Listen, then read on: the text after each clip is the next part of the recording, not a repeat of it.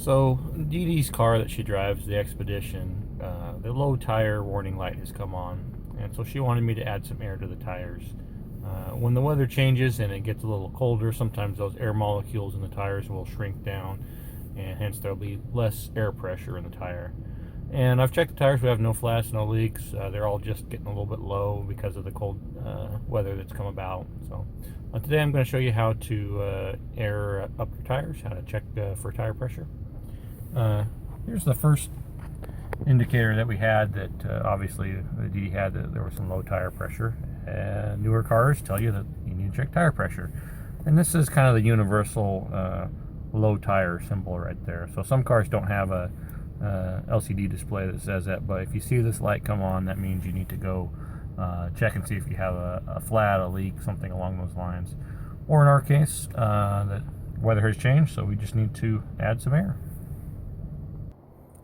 So you'll either need an air compressor or a tire pump.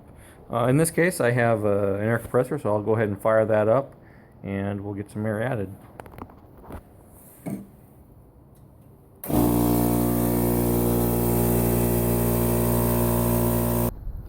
So one of the very first things you want to do before you add any air to your tire is find the pressure rating on your tire, the max load. So the max load is the weight rating you'll take, and then right after that it will list the max PSI when it's cold. So here, this is a light truck tire. It's a heavy duty. I have 10 plies on here. So it gets a little more, or it can take a little more pressure than a normal tire. This one, max cold pressure is 80 PSI. A lot of car or passenger tires are maybe 50 PSI, 55, something like that. But this is a little heavier tire, so it can take up to 80 PSI cold. I'm not going to put that much in there. I'll probably do 60 or 65, and we'll call it good. So this right here is your valve stem, obviously.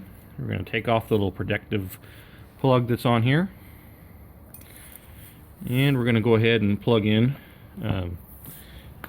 our air tool. This is just a cheap Harbor Freight special, I think. It's just simply do that to put the pressure out. So let's go ahead and I'll see if I can do this one-handed. Apologize. You're going to stick that on there. You'll probably have to use both hands. And if it's still leaking air a bunch, you don't have it on there quite correctly. So I'm going to try and stick this in the crook of my arm here. We'll see how this goes.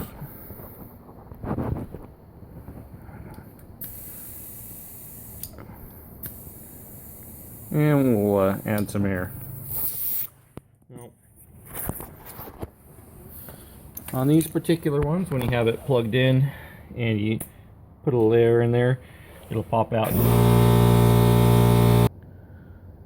So as you can see, we have about 40 PSI. So I'm going to go ahead and give it some more air. Check it again. And that's not focusing very well. And we're going to go ahead and keep adding air till we get to our desired pressure.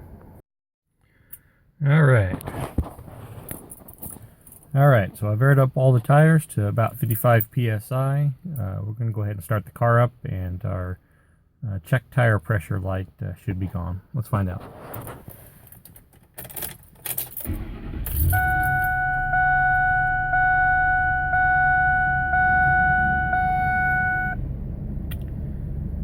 She's gone. Success.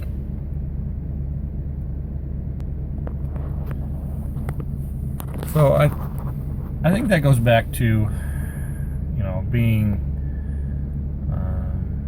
in a position or putting yourself in a position to be self-reliant in regards to fixing stuff.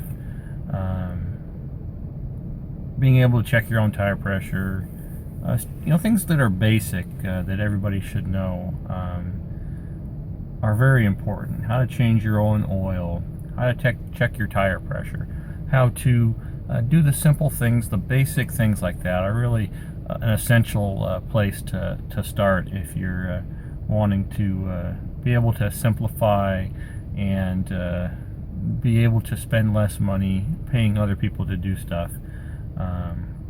Sure, yeah, you can go down and pay somebody to change your oil every 3 months. Or you can do it yourself and save some money, save some resources that you have. So I think it's important that people know how to do simple, basic things like that, so that they're able to save their money and be able to be less in debt, less indebted to this system. Anyhow, that's how you add air pressure to your tires. Thanks for watching.